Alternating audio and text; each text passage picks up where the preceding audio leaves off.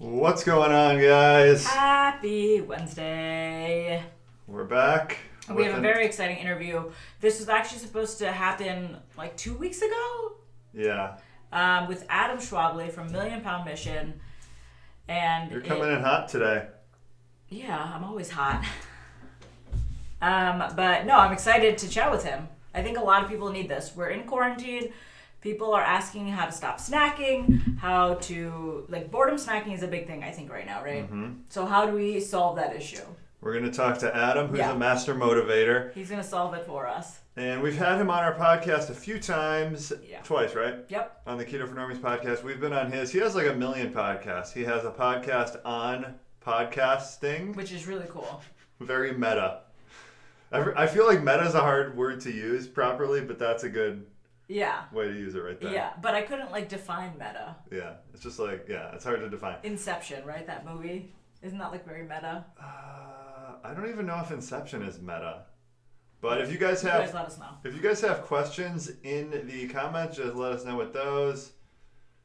I think we can all agree on hating on Carole Baskin, though. At least that's what it seems like from the internet. Someone commented that? No, I just. Oh, you just go out with that. It's fun when we can all have a united enemy, and it seems like right now it's Carole Baskin. I mean, the way they portrayed her, and if Adam's seen Tiger King, we can get his take. She's riding her bike, and the wind is blowing in her hair, and in the background they're she murdered her husband and buried his body. So yeah, we're gonna get that impression, but she could be a very nice lady. I think Joe's the real issue. Yeah, he conned Tiger King. No, Jeff is the issue. He conned Joe into taking over. Yeah, there's a lot of issues, a lot at play. We should have a Tiger King podcast, a stream. We should. And if you guys are new, we have this website. It's jointhecurve.com. This is who we're interviewing today. He actually has a course on here. We're going to go through a little bit of the course with him because this is just it's really great. We're going to go through some of these PDFs and basically Million Pound Mission, that's what Adam does. He has a really good approach. It's pretty agnostic to what type of diet you want to do, although we always talk about keto diet. He's pretty on board with keto diet, but it doesn't have to be. There's just some general tenets you can use above and beyond your diet, because it's not always just about the foods you're eating. It's about a lot of other factors. Yeah. So here he is. There he is. How's it going, Adam? What's up, Keto Nation? Matt and Meg. Okay, so quick thoughts. I was crying from the Tiger King talk when I was off camera, so I apologize if it looks like I have coronavirus. I'm just weepy-eyed because. New podcast that Matt and Meg are going to produce. It's called Mega Goes Meta, and we'll figure out what meta means.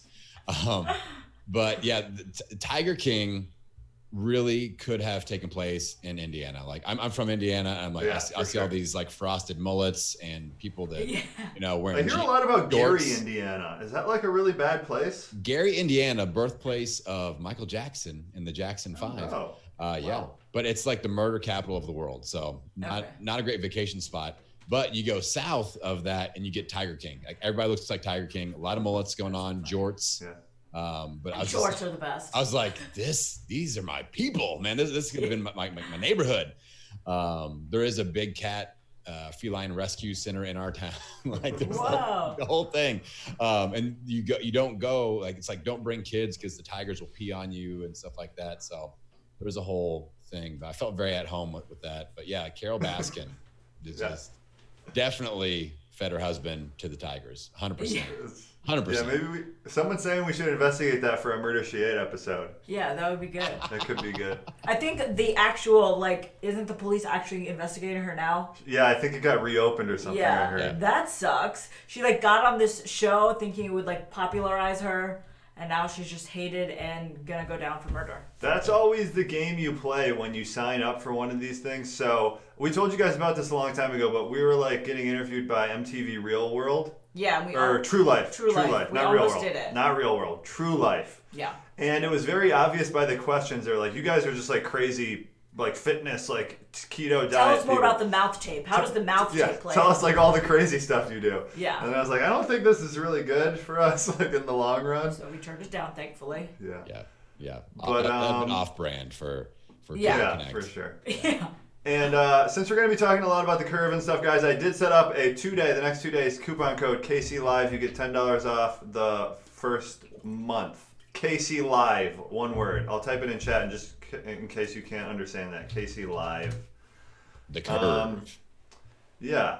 So your whole thing is, I guess, kind of explain it to people. What would you say you do? You motivate. You have sort of a system. Yeah, the best way I've been able to just describe this, it's unique in our space. Most people have their lane, their keto lane, or their bodybuilding lane, or their intermittent fasting lane. And my lane is more of, I'm kind of like a financial advisor role for your health and fitness journey. So I like to manage people's portfolio, and we say, all right, what's the best tool for the job with your nutrition? What's the best tool for the job with your mindset? What's the best tool for the job with your fitness? And not forever, but for the next 28 days. And I put together 28-day cycles for people, and we match it up with the correct tool for the correct job. I personally am keto, low carb. I just started a carnivore program, so I'm doing that. That's the way I roll, but my clients are all over the board, from Weight Watchers to keto carnivore. So that's kind of the best that the way I can describe the way I coach is more of portfolio managing, of let's get you in check for now, which can lead to a forever program. That's something I talk about a lot, is people put that pressure on themselves. Like, keto has to be the answer forever. And that's like saying you want to wear the same pair of underwear forever. And like, eventually you got to take a bath and you might switch things up a little bit with a fresh pair. You know what I'm saying? So yeah, that's the best way to describe what I do and how I coach. Okay, so from my understanding, the big cornerstone, which I have on screen right now, is the lifestyle rehabilitation statement. And I've read something similar to this in a lot of like self-help type of books, and it makes a lot of sense to do it with diet as well. So just walk us through. I have the sheet on screen right now. How do you do a lifestyle rehabilitation statement? And you actually did this personally, right? Yeah. Like 5 years ago or something? No, this was a decade, more than a decade, 2007. So I did my original statement 2007 to 2012. And for those of you that haven't listened to my first episode on Keto for Normies, we got into the whole story, but I was 320 pounds, ton of debt. My life was kind of spiraling down the toilet bowl of life there. And I got my first dose of personal growth, personal development in the DVD called The Secret, The Law of Attraction, which led me into the principles of this affirmation protocol, which I now teach as the lifestyle rehabilitation statement. My whole lifestyle had to be rehabilitated from top to bottom. So yes. I'm a big believer in the law of attraction. I know some people aren't. Yeah. I think when you met me, Matt, you started to believe in it. I opened you up to it. Like manifesting, chanting, these kinds of things that people do. Well, when Matt's you say like, it like that's that, hocus pocus. When you say it like that, I don't necessarily. It comes off weird because I don't believe in chanting and manifesting. Those sound like weird words, but when you actually walk, it's all synonymous, right? Yeah, because your internal words and even the words that you say out loud, those become your reality. So like the way you start talking about yourself, the way you think about things, it becomes reality. So if you start with just thinking about things in a different way, you can manifest some version of reality. And you can even chant those things out loud. So right? Have you read this book, Adam, Think and Grow Rich? Oh yeah, man. Yeah. That's what I'm kind of getting the vibes from of this. It's a lot of like The Secret, just like... So great. A little aside, I know you're a big book reader. This isn't it's more of a daily devotional. Napoleon Hill put together a book where I'll send it to you. It's 52 weeks. It's 52 passages. You read it every day, one per week, but it's all like life lessons from Think and Grow Rich. And it's really, I've read it. that book, don't we? Yeah. I've read it for like the past decade along with my whole other journey. So it's amazing. And so with the law of attraction, here's the thing that will unite both of you. Matt and Mega will both agree to this. You can't spell attraction without action. That's the key. So you can't sit back, in my opinion, and chant and affirm and ask for these things mentally without also acting in line with that. And that's what made the difference for me. And that's what my lifestyle rehabilitation statement is all about. You cannot spell attraction without action. Those must go together. So with this protocol, I wrote out all my goals that I wanted to achieve. I gave myself a deadline of 5 years. So July 12th, 2007 to July 12th, 2012. Not really sure why I picked out that date, but I did, and it ended up working out for me. So I had some weight loss goals. I had some relationship goals. I had some business goals. I had, family goals, all that stuff, monetary, like getting out of debt goals. So I wrote down all the goals. So when you write a goal, what are the parameters around that? Because I know some people struggle, they just write abstract goals. Mm-hmm. Right. So it's got to be specific. And for this process, it's got to be in as if it's already happened, but it's also got to be positive. So I had a goal to get out of $40,000 of credit card debt, but I did not write down in my affirmations in the statement. I tended to use language like I live in abundance. And I'm not repeating the word debt over and over and over again. So you can have your goals, but what I'm actually reading is going to be a positive tinted affirmation that's in line with that goal. Does that make sense? Yeah. Yeah. Okay. Weight loss. You say these every morning? Yes. So I would write it out as if it's already happened in positive terms. And then I made a deal with myself because, regardless of what kind of shape my life was in at that point, I knew that my one superpower was implementation. I would put in work regardless. I'm a hard worker. So I said, I need to show up for myself every morning and every night, twice a day, every day, until every goal is achieved or until the deadline passes, which was July 12th, 2012. That was 5 years down the road. So I did that. Every morning I would get up, I would read it, I would feel it. I would put myself in that place. Like, what would it be like to weigh 100 pounds less? What would it be like to be in an amazing relationship? What would it be like to be a father, to be a husband? What would it be like to have an amazing business that's making a difference in my community? What would it be like to be financially abundant? So I would put myself in that place and feel it, but then I would use that to motivate me to look for opportunities throughout the day. That's where the action comes into play. Then at the end of the day, at the bookend of that, it was all about accountability. And that's a huge thing of what I teach, what I coach. You have to be accountable to your goals, to your process. So I would read it again out loud, feel it, put myself in that place. And then I'd ask myself the question, did I do anything today to move the needle 1% in the right direction? Yes or no? If the answer was no, couldn't go to bed yet, had to do something. I had to read a blog, had to send an email, had to do a mini workout, had to do, meal prep, had to do something, not to fix every goal, not to achieve every goal, not to even move towards multiple goals. Just do one thing that moves me closer to one goal every single day and chip away and chip away and chip away. And one of my favorite analogies now is like you want to, getting to a goal is like cutting down a tree. And so many of us are really into the personal development, but I'll tell you this, a sharp axe is no good to us if we never swing it. All right. So every day I take a swing, take a swing, take a swing. And over that 5-year period, every morning, every night, taking action in between, I lost over 100 pounds, fell in love, got married, started a family, erased all of my debt, started a business, helped my hometown lose 35,000 pounds, helped 15 people lose over 100 pounds, all in my hometown of Bloomington, Indiana, Tiger King Central. And, just amazing things happened. And it happened within that 5-year timeline. And it's not, I believe that I attracted that into my life, but I also believe that I put in work every single day and chipped away and chipped away and chipped away. And all of a sudden that tree fell and I was living the life that I had been mentally living for the past 5 years. And that's what the lifestyle rehabilitation statement's all about. Yeah, so that's gorgeous. I love that. Yeah. So I did this really strictly, not this exact formula and everything, but when we were living in San Francisco, I don't know what it was, I got like really motivated, and since then I've noticed like my motivation wavers a lot. So when I'm living my best life, I'm waking up every morning, reading my goals and just like that type of a thing. But don't you ever go in like waves where you just can't do it, or you just like feel lazy and you give up, you like fall off? Because I feel like that's the situation a lot of people are in. They do stuff like this and then like a week later they just give it up. Yeah. Well, yeah, I agree with that. And there's a couple of different things that you can do. And one realization that needs to take place. The first realization is that if you are really at rock bottom, the why is much bigger. You know what I'm saying? So I was like having health issues, depression issues, financial, like I was circling the drains. There was really no way to go but up. So that fire underneath me was huge to keep going.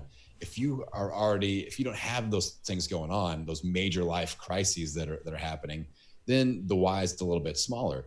So that's something that we may realize. And then, so once I achieved all those amazing things, it's not like I'm going to go out and duplicate all that over again. I'm not going to lose another 100 pounds and then, quadruple a business and do all this other stuff. So the growth will be a little bit less once you've kind of done that major overhaul. We have to be okay with that as well. But some things that will help, one, give yourself permission to edit the sheet. Like, it doesn't have to be like, okay, it's been 5 years, but I really hate reading this goal because it doesn't even mean anything anymore. And, like, you have to give yourself permission to alter things. And then also give yourself permission to alter the time frame. So maybe you need more time. Maybe you're feeling a lot of pressure and you get to that point where you're like, I'm not going to achieve this because I'm not going to be done by the deadline. And then you kind of get in your head about it and extend it out. Or maybe you set these major goals for 5 years or 10 years and you're realizing that maybe a 90-day focus window is more your style right now. And I do that too. Like right now I'm using more of a 90-day window where I'm really trying to focus in on the next 90 days. And I feel like when things get uncertain like they are right now, a shorter window might actually make more sense just to kind of get through this. So maybe you have like a quarantine rehabilitation, mindset rehabilitation statement, and you're like, all right, over the next 60 days, here's what I'm going to achieve. Here's what I want to put into my mind. Here are the seeds that I want to plant. Here's what I want to attract into my life. And here's what I'm going to act in line to get that. So those are a few things, few audibles that you can make at this point. Yeah, so here's some tricks I use just to add to this a little bit. Because one thing I've always wanted to do is read more. And I've struggled to really do it until this New Year's. I made it the primary focus. And I guess you can probably have a couple primary focuses. But for me, the thing you want to do most, like if you want to pick up lifting weights or like exercising is a big thing, to me, you got to check it off the list first thing in the morning. Mm-hmm. So for the first 4 months, or no, I guess 3 months of this year, I read for an hour every morning when I woke up. And at first, it wasn't that fun. It was kind of like I was pushing myself. And then it got to the point where reading was like a pleasure to me. And I comfortably now, I don't do it when I wake up because I have bigger things I want to do. And I do it every night still. So like I have that as a routine. It's like part of my routine now.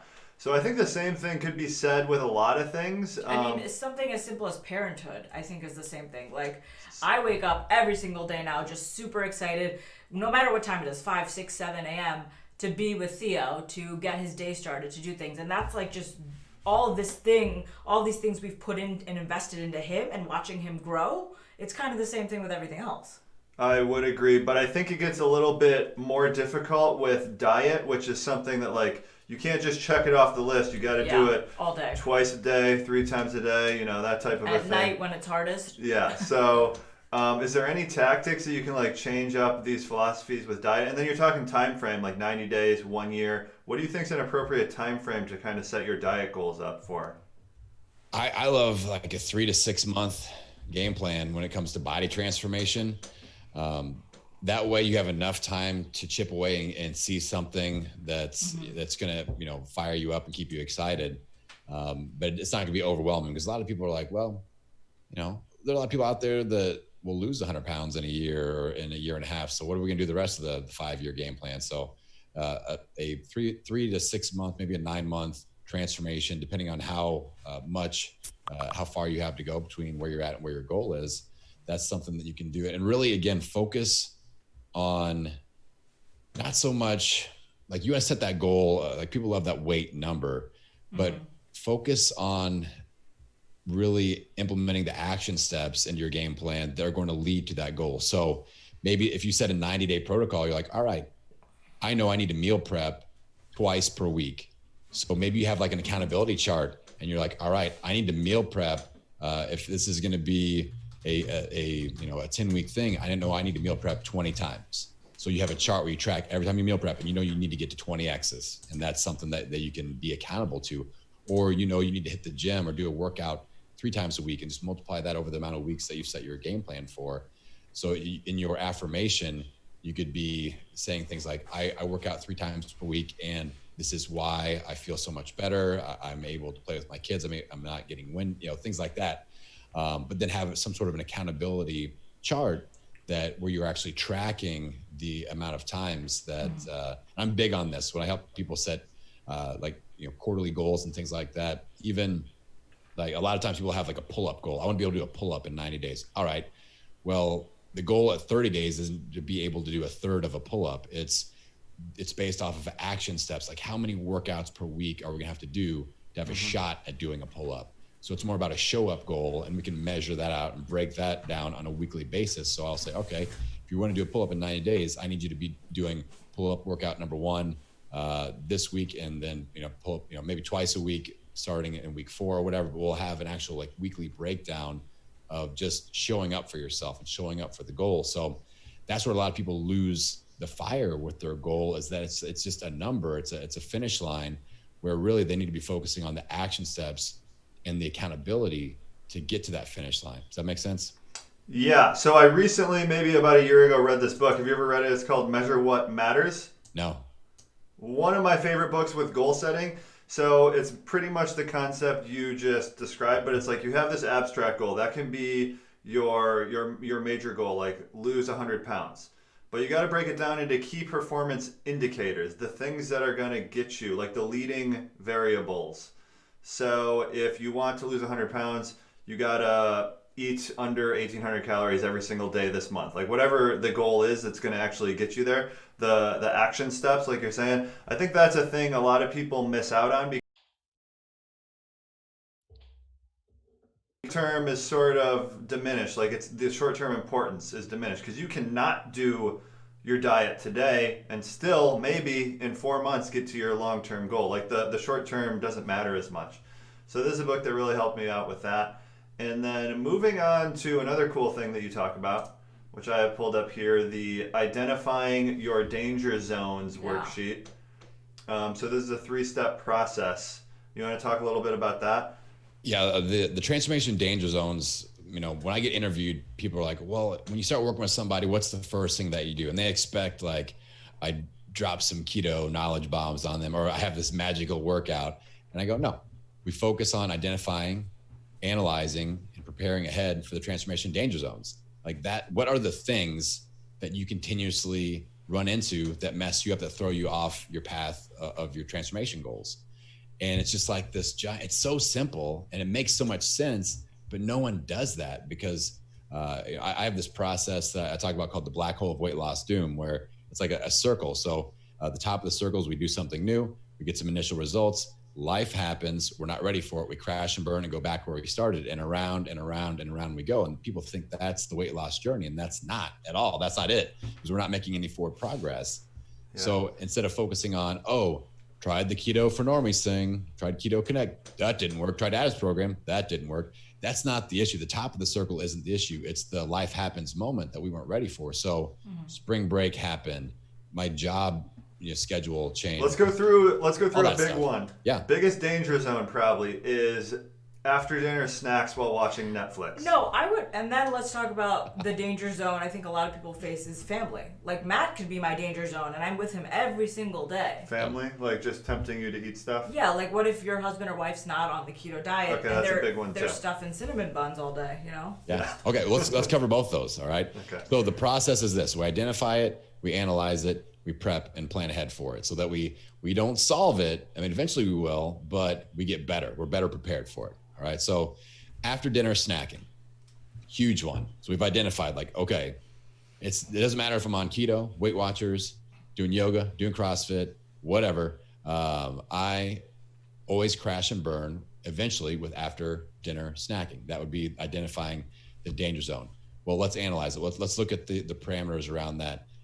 Usually it could be something like I was super busy at work, didn't get a chance to eat, didn't have time to meal prep. And now I get home and it's like, I had a quick dinner, tried to eat healthy, but I'm still hungry, watching TV, and here comes the ice cream. Or we order a pizza, we get breadsticks, we do Uber Eats, whatever. Or on the way home, we hit Taco Bell, something like that. So is this sounding like a good setup for you guys so far? For sure. Okay. Yeah.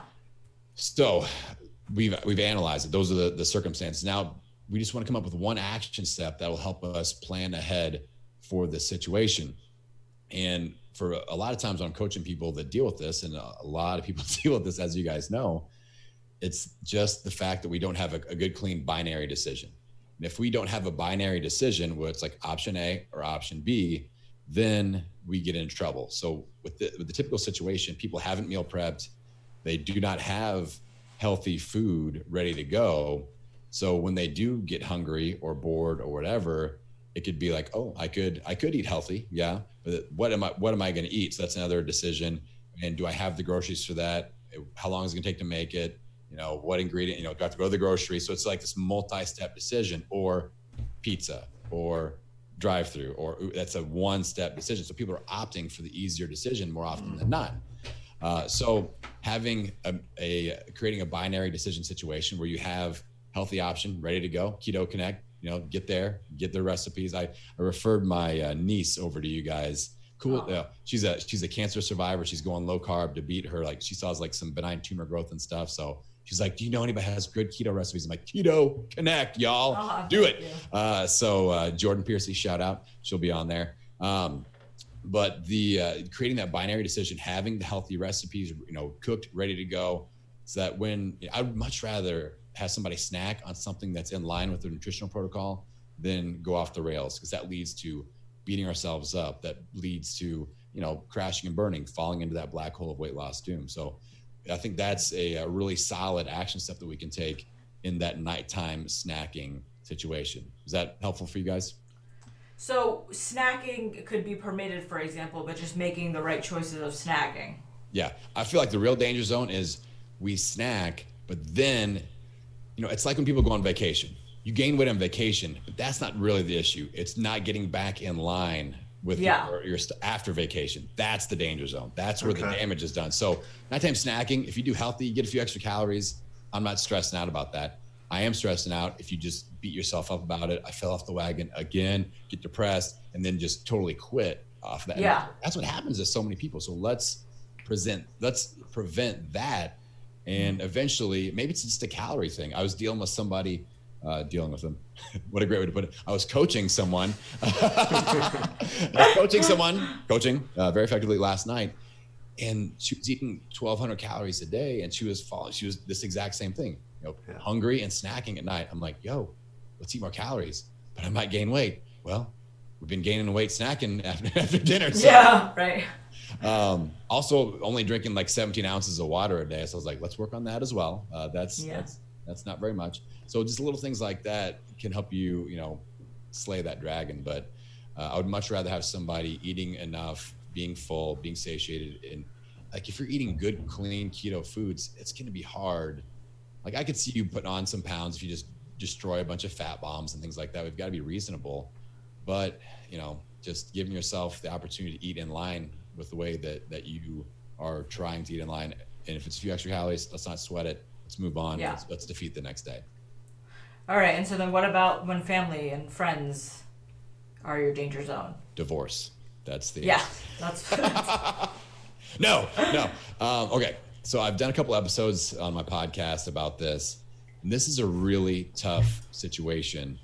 But the first thing you have to do is go, okay, if I'm the person that I'm on a weight loss journey, I'm hacking it out, I'm really making that commitment, but maybe my kids they don't understand, they aren't quite on board with that. Maybe my spouse isn't on board with that. It's on me to communicate that, but also not put it on them. Like, my wife didn't sign up to be my accountability partner for nutrition and coaching. That's not what she signed. When she said I do, it wasn't like, and you'll be your spouse's nutrition coach. So a lot of people get angry about that. Like, oh, they're not supporting me. They're, and there's really three levels of partner spouse support. There's very supportive, on board, they're doing it with you. There's indifferent, they don't really get in the way and they just don't understand things really, but they're not non-supportive. And then there's non-supportive.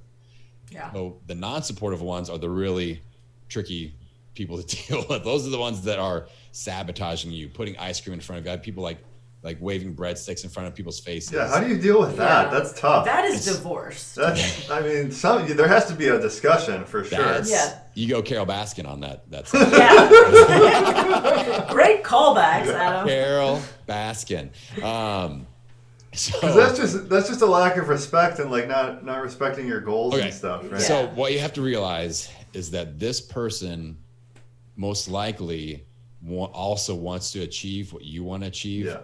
Right. And they just aren't ready to deal with that, and they are feeling like intimidated and self-conscious about what you're doing. They're seeing you make progress. They're seeing you take hold of your life. And it's hard. Like, we're in that position where we can feel very justified to get angry at them and be like, why aren't you supporting me? But we have to realize that's more of an insecurity issue on their part. And we have to show up for ourselves. We have to communicate extremely effectively. Like, you have to, and we don't make anybody do anything. It's not like, hey, get family, go on keto, get on board, or else screw you. You're, go eat what, pay for your own food. It's something that it's tough, but we have to do what's right for us. When you meal prep, if you are the person that is eating healthy and you are in charge of meal prepping, here is a huge realization that you need to have. Prep for you and adjust for them. Okay. So what I mean by that is, don't make something for them and adjust for you. So don't make some like totally off base, carb heavy keto, non-keto meal, and then try to figure it out for you. Cook for you and add rice or add mashed potatoes or something that they will eat in addition to you making steak or, one of the other, keto friendly recipes. So if you're the one that's in charge of meal prepping for the entire family or your spouse, cook for you, adjust for them. That will help a ton. Don't put pressure on them to join you. Just lead by example. Be very positive. Share some positivity out there. If they ask questions, then engage in conversation, but don't force their hand. Don't be like, we're doing this together. You're holding me accountable, buddy. It's not going to go over well. With people will feel pressure. They'll feel judged. And that's never a good situation. So if we're dealing with that situation at home, realize that they are probably insecure. If they're in that negative realm, and that you just have to lead by example, make your own nutritional situation a priority, adjust for them. If they're in that neutral, just educate them. Don't pressure them. Don't, and just make options. A lot of, when I owned my gym, I had a lot of females that would come in and get healthy, and then their husbands would eventually come in and get healthy, but they could not drag them in with them because they wouldn't do it. So you had to wait till they asked questions, and then we say, yeah, you come in, you want to do a free workout? Come on in. The head dude's he's the guy, and it's a cool situation. You might be able to relate to him or whatever, and we eventually get them in too. But you want to invite them in, and then if you have somebody that's totally on board and supportive, like you guys are, that's something that's it's rare. I mean, it's rare to start there. I think most people are in that middle to negative ground, but if you have that person that's really in line with you, then just really celebrate that, because it's an awesome situation. Yeah, and if you are in the middle or positive realm, like both of us are, one thing we'd like to do nightly is we'll go split skis. So like, we're like, oh, I want a mug cake. Do you want to split one with me? And sometimes Matt will be like, I don't want to make one. And then it's like, okay, we don't need the mug cake. We're kind of in it together. And then sometimes he'll ask me and I'll be like, sure. And so it's like, we're kind of helping each other out by not eating an entire mug cake, but like we split it and we're supporting each other. No, there's a lot of like split skis. There's a lot of split skis, and one person will usually want it more than the other, so it's like you're pulling them along. So it's a double-edged sword for sure. It's dangerous, but it's also a positive thing, because then I feel less bad, Matt feels less bad. So it's beauty in itself. But let's chat about like. Wait, I wanted to go to some people have questions which I think are good. Okay. First off, $5 donation. Thank you. They said Keto Connect is a fantastic channel. Thank you. And you have 2 carnivorous kitty cats. And that's the way they should be. There are some vegan ones though. Yeah, that's sad. They're on YouTube. Good question, I think, is some things that aren't so cut and dry, where it's like, nighttime snacking. Probably good to get rid of that. If you have a terrible spouse who's like sabotaging your diet, get rid of that. Gotta do something. What about things that are like wine? Like people are saying wine and beer; those are their problem areas. Got it. And I feel like those are even tougher, because it's like especially some things. Now we're all at home. Kids are home all day. We're stressed. Wine eases everything. Yeah. Truth. Hashtag truth. So, okay, this is where accountability and willingness to track now. Whoever made that comment, I will put this challenge out to you. If I say you can have wine and you can have beer, but I need you to record it and track it, are you going to do that? And if you have, let's say you're on a weight loss goal and you have a goal to, you're on a weight loss journey, you have a goal to lose 20 pounds, but you still want to have wine every once in a while. I know Matt and Mega have talked about my cheat bank strategy, and that's something that I'm big on. That I felt like this was a light bulb moment, right? When we talked the first time, Matt's like, tell us more about this cheat bank situation. So what you do is what I have my my people I'm working with do. And this is part of that overall portfolio managing situation that I do. Every 28 days, we set up a cheat bank. And people that partake of adult beverages, I have them split it up into cheat meals, which is a meal that goes off your defined nutritional protocol. So if you're in keto, if you go off keto, if you have regular ice cream, if you eat a pie, if you have regular pizza or whatever, that would be a cheat meal. But then we also have adult beverage cheats separate.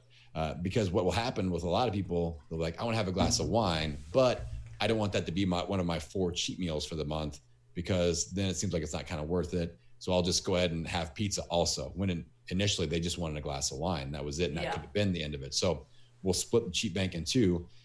So for example, I just helped someone set it up. They had a weight loss goal that was in that 20-ish pound range, over like 90 days. So I'm like, all right, we're looking to lose about 7 pounds this next 28 days. Let's log 3 cheat meals on the cheat meal side of the equation. And I'm going to give you 6 alcoholic beverages on the alcoholic beverage side of the equation. And that's not like the magic recipe. Everybody's number will be different. The key is we actually track it and go, okay, I had a glass of wine, or I had a beer, or whatever. We track it, and we track the cheat meals. At the end of the month, you say, all right, I lost 7 pounds. I took 6 adult beverage cheats. I took 3 cheat meals, and that worked. Or if you gain 7 pounds, then the next month we know we need to go fewer. If you have a goal that you want to achieve, then it just becomes math and going, okay, this amount of cheat meals, this amount of cheat drinks didn't work for me because I gained weight or I didn't lose as much as I wanted. So let's just tweak the numbers and find that happy balance. We're going to find that balance between your lifestyle and what we're trying to achieve with our health, and kind of marry those 2 things. And it's super possible, but it does take effort, and it takes effort in tracking and being accountable to just knowing your numbers. And it's like tracking macros, the same thing with the cheat bank. That's funny. So every 28 days, this cycle restarts. So let's say I'm giving you 8 alcoholic beverages for 4 weeks. How are you splitting those up? Me personally? I'm asking me. Well, I'm going to do maybe 4 and 4. You got to bunch them a little bit, right? Or else you're just kind of wasting it. So yeah, I might go 3, 3, 2. Probably start with 2 because my tolerance is lowest. Well, you got to say about 4. Just who knows what's going to... Well, we have a baby, so we can't get 4 deep, but... Maybe we'll go 9 then. You can go 2, 3, 4. Nice progression. Yeah. But I think what you're getting at is planning it in, right? And so I think people forget that quality life is so important. And we're I'm going to start keto, I'm going to start paleo, and I'm just going to keep it clean and work out every day. But how does that hinder or benefit your quality of life? Will wine enhance your life a little bit? Will having that cheat meal enhance your life? And we forget that life is more than just food and working out, but sharing a glass of wine with my husband on a Friday night because my baby's asleep, that improves my quality of life. So we can't forget about that aspect. For sure. A lot of people seem to. Yeah. Oh, yeah. Do you have anything? Okay. Well, with the whole journey, people tend to think it's just this straight line of I started keto and now everything perfect until I reach my nice smooth destination. And it's not like that at all. And usually 8-ish weeks into it, you can get pretty hardcore for 8 weeks, but then all of a sudden the little voice in your head starts to say, Adam, I can't keep this up forever. And that's actually a good sign that you have gotten out of your comfort zone. You're moving into what I call the second phase of your transformation timeline, where we're trying to find that balance between your lifestyle and your health, and using tools like the cheat bank really help with that, because that's the only way you start to sort and sift and go, okay, I'm going to add some cheat meals back in. That's going to raise my lifestyle points a little bit, and I can maintain that pace for a while until things start to shift. Maybe you set a new, more strict goal. I just started doing carnivore. I'm okay, can't do alcohol or cheats on that for a few weeks while I'm figuring this situation out. But then I'll start to add those back in there down the road as I see fit. But the key is we're thinking ahead, we're mapping things out. We're not beating ourselves up about a cheat. It's no longer a crash and burn. I fell off the wagon because I had ice cream or pizza or whatever. It's a part of the plan. And as long as you have a plan, then you are on plan. People are like, I'm off plan or I'm on plan. I'm like, do you have a plan? Cool. Then you're on plan. Most people don't have a plan at all. Yeah. They're just randomly ketoing. And that's not going to be sustainable long-term if you're not really thinking things through. So there is definitely going to be some people, when I was bringing up the 8 drinks per 4 weeks, they're just going to be like, I can't live my life like that. Like when strict. It's restrictive. Yeah, it's too planned, too much tracking, overly restricted. That's not the way it should be. Well, then you don't want it bad enough. Well, yeah, it doesn't have to be like that forever though. Like we just have to find out initial mojo. Like just if you aren't willing to track for 28 days, then that's exactly right, Mega. You don't want it bad enough. But let's just collect some data. Like if you're not willing to track for 28 days, just to see like, okay, I knew that I had, a drink or two a week and I still lost weight. I know I can get away with a drink or two a week and just do that initial test. And then it's low pressure. And obviously if you get way off base and started having more than that and you start gaining weight, like, okay, I got to get back to that drink or two a week things that was working when I tracked it. So it doesn't have to be forever, but just go maybe 1 or 2 28-day cycles and see how those numbers work out for you and what kind of results that produces, and then take that knowledge moving forward at more of a relaxed life pace. Yeah. You got to do some uncomfortable things once in a while. That's where the most growth happens for sure. Yeah. So as far as you have experience with a lot of different people, you're on a lot of different podcasts. What are some common things people do that have success, and maybe some things that people that you've seen that don't have success, the repeated mistakes they make?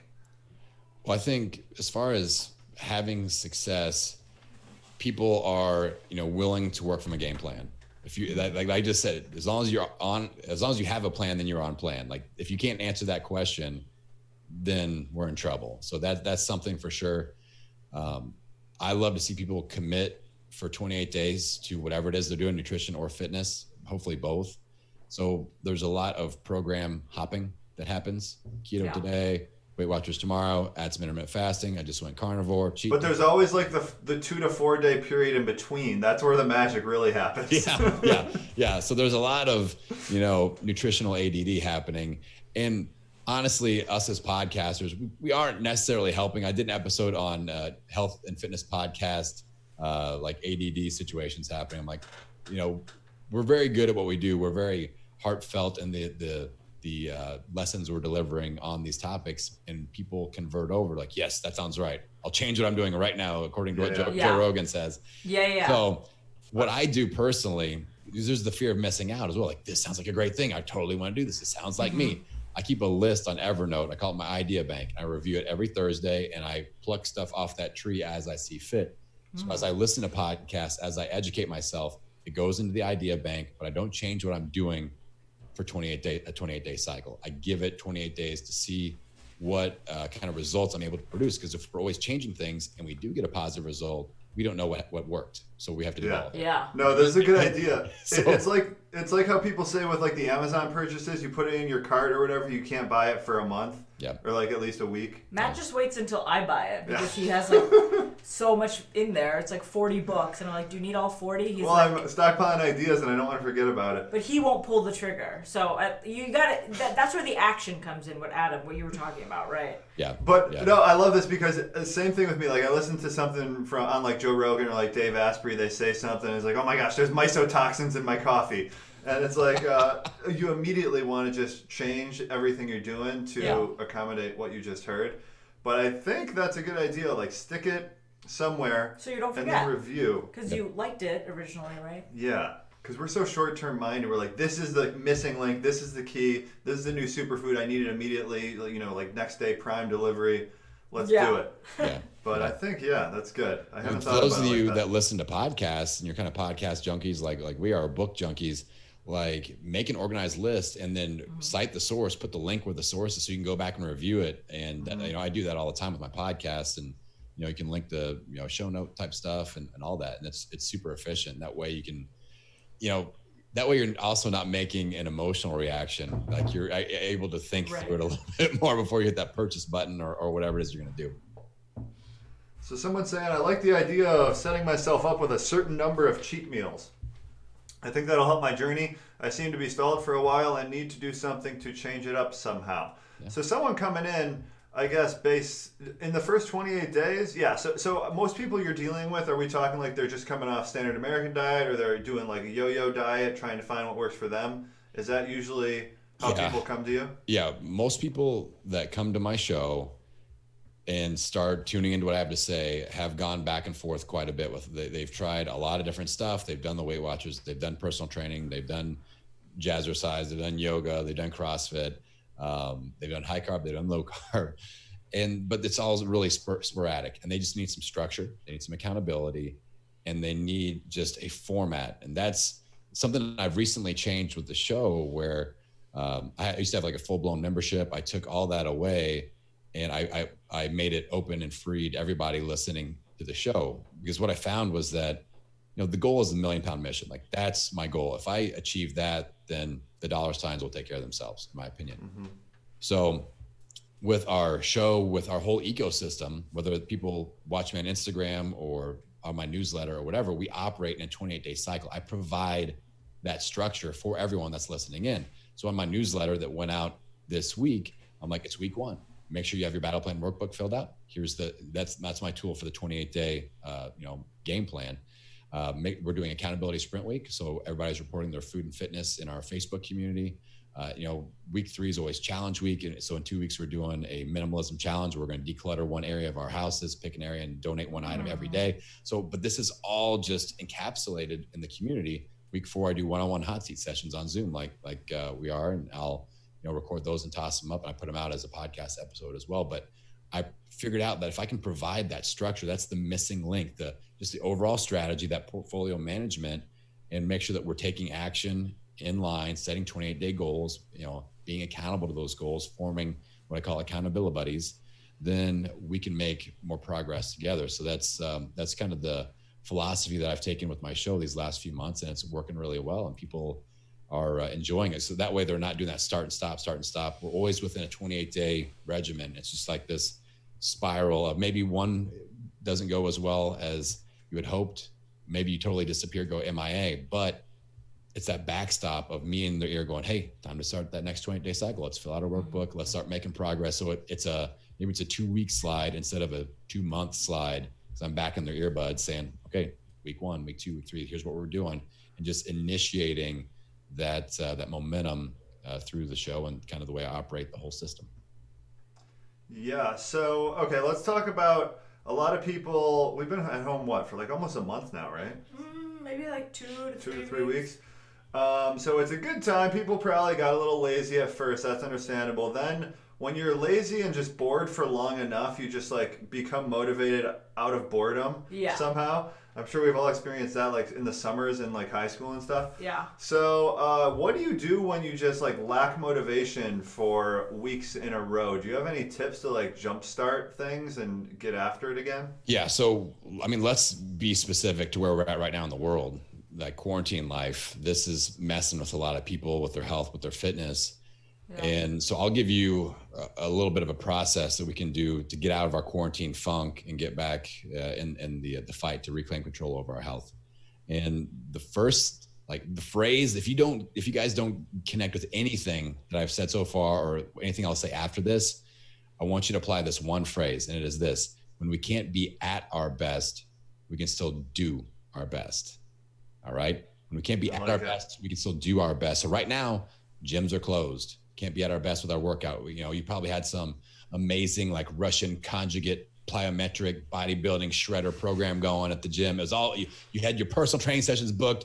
You had the machines picked out. The reps were there ready. The weights were loaded, and then the gym shuts down. So we can't be at our best with that. We can't be perfect with that, but we can still do our best with our fitness. Maybe you had an amazing situation going with like your butcher shop and your local grocery store. Now that's all screwed up, and you got to wear like hazmat suit to go to the freaking grocery right now.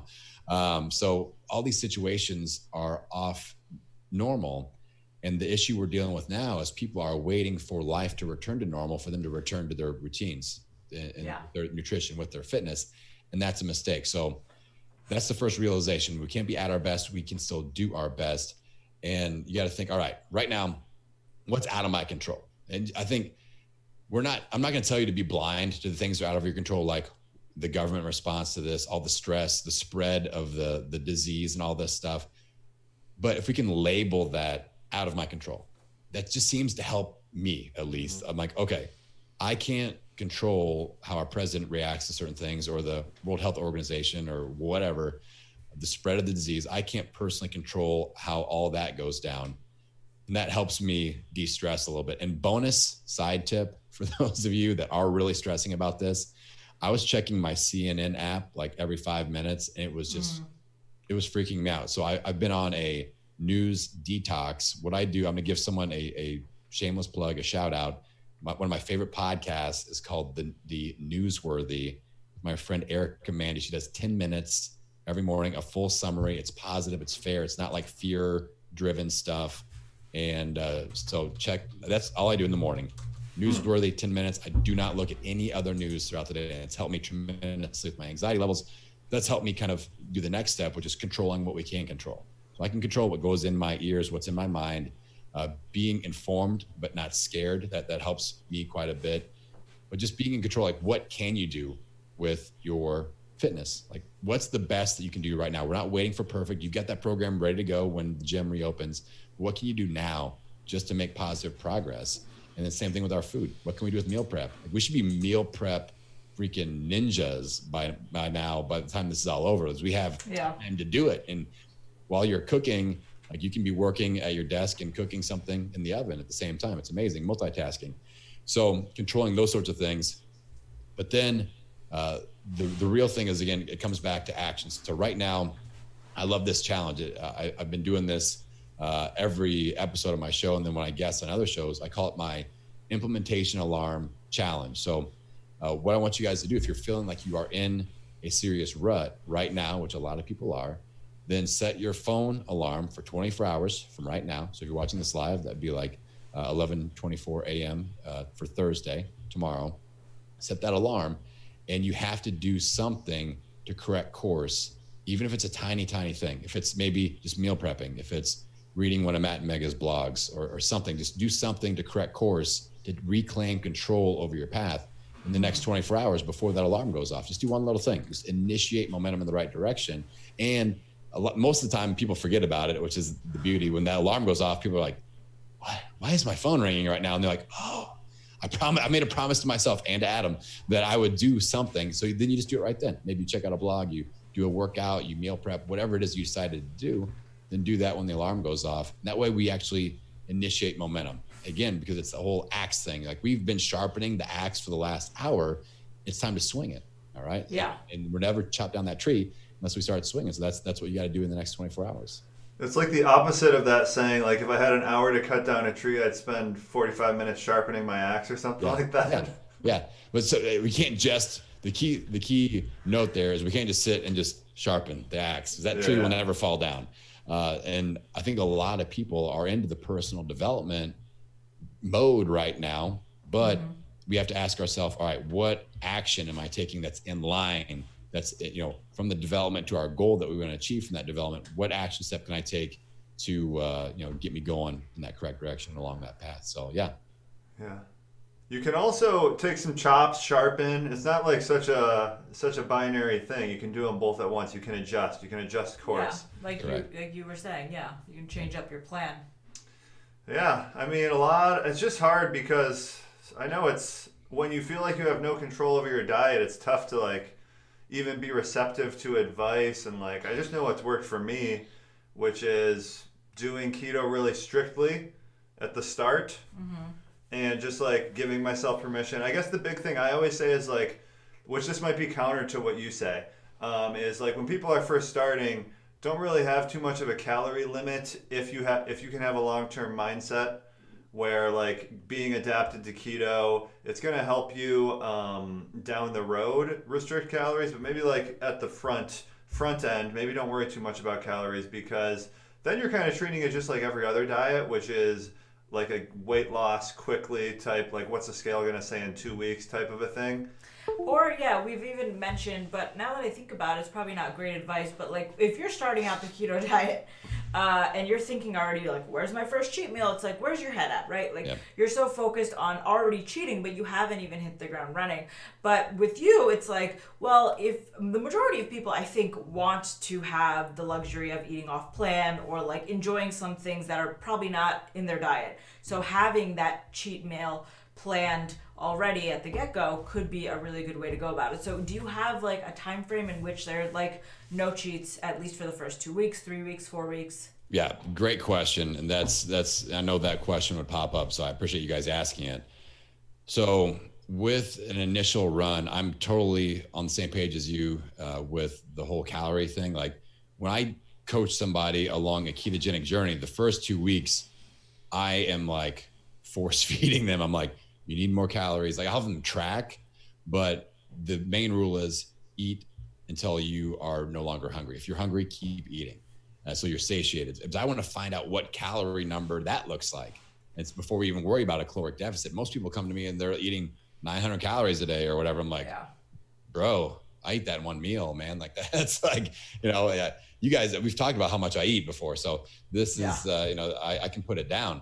So the first 2 weeks we take them so with that, I asked them to be more like on plan, strict, like for 14 days, I need you to eat till you're satiated, eat till you're full, track the calories so we know what that level is going to average out to. And then we work with that as a base.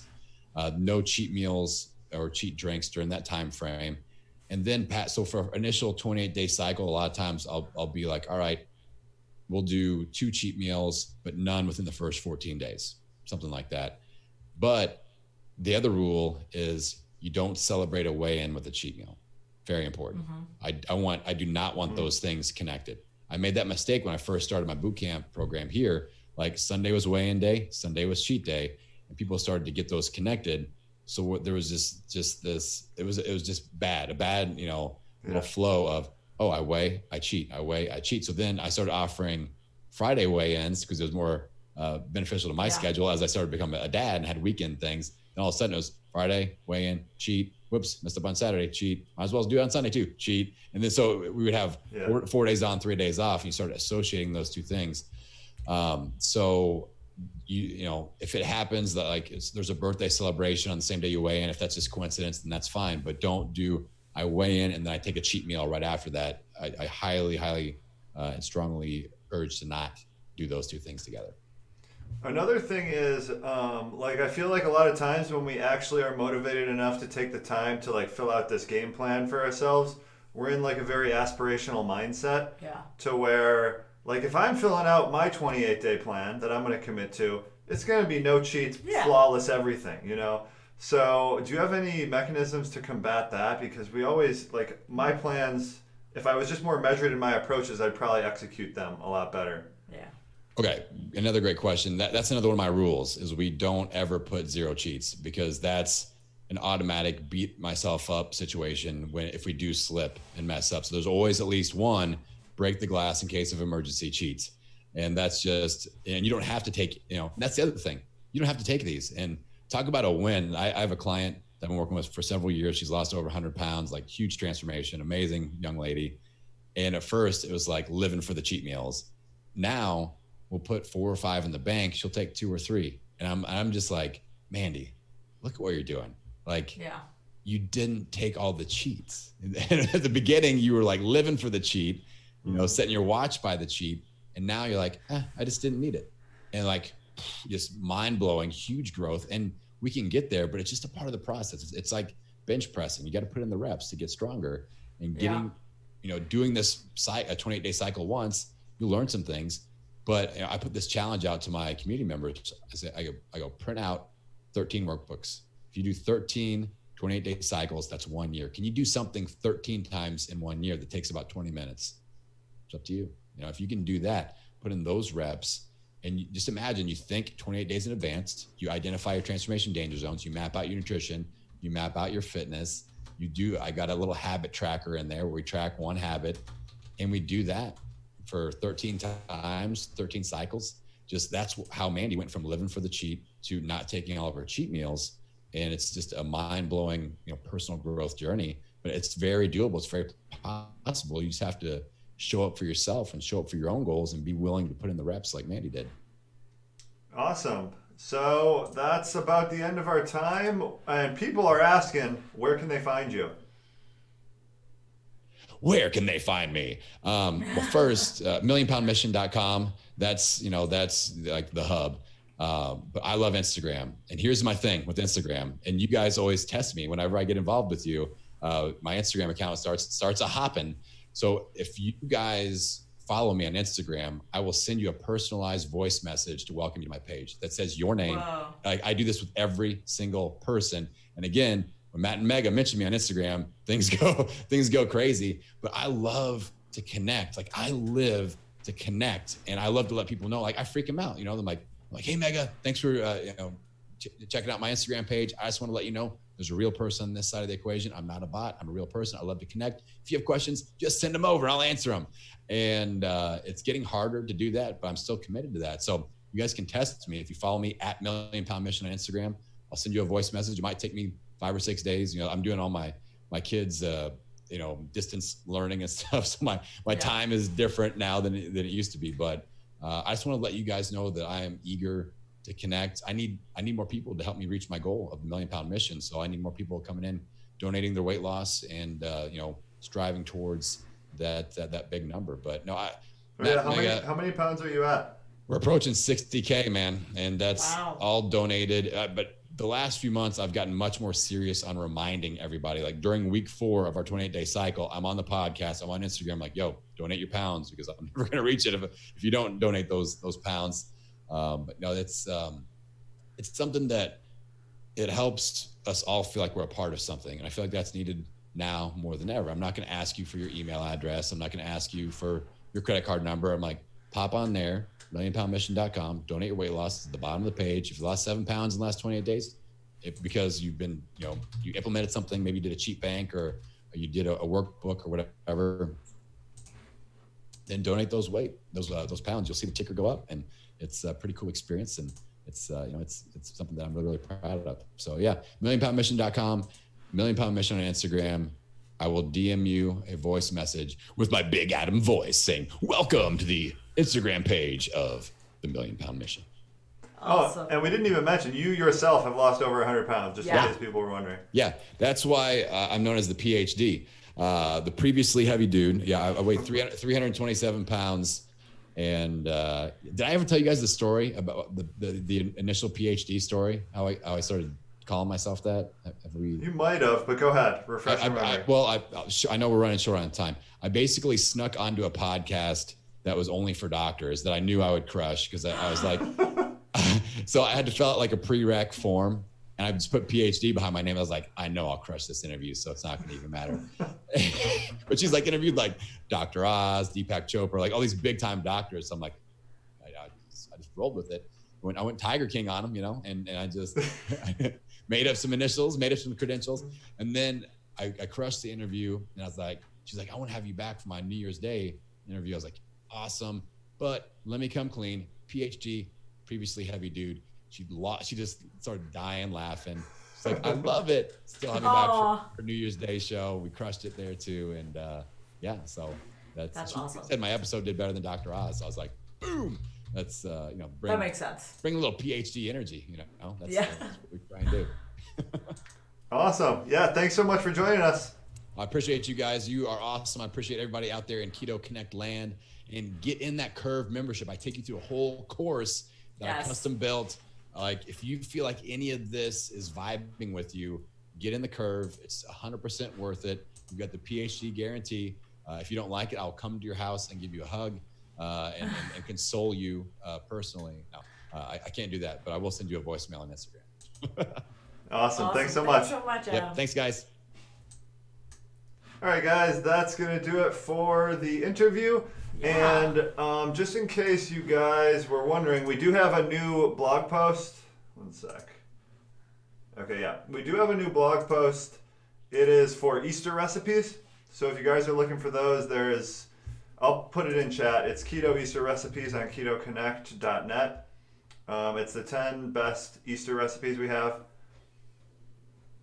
Yeah, I got a lot of good ones too. Yeah, so check those out if you want. And if you guys want us to interview anyone, let us know. We're looking for more people to interview. Yeah, while we're at home, we might as well. Definitely while we're at home. And we're thinking, are we going to do an Easter cook-along? Maybe we'll still decide. Maybe we'll do some kind of Easter or something. Is Easter always on Sunday? I think it's... Is it on Sunday? The 12th? Yeah, it is. Okay. But we could do it like maybe like Friday instead. Yeah. Or early morning Sunday. I know a lot of people cook on, I guess, but they're staying at home, so maybe there won't even be a lot of gatherings. We'll figure it out. Yeah, we'll figure it out. All right, guys. This was fun. So check out Million Pound Mission, and we'll see you next time. See ya.